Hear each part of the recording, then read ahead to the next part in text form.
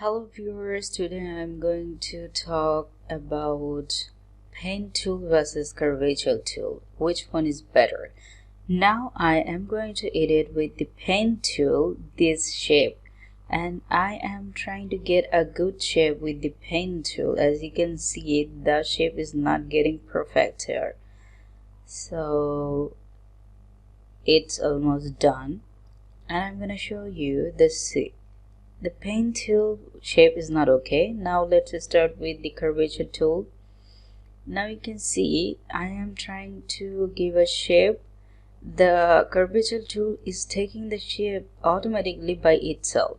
As you can see, it's really easier and its shape will be perfect, almost perfect it will be get. So as you can see, and it has almost done, and it will be giving you the exact same perfect shape of love of this object, obviously. So we are almost done.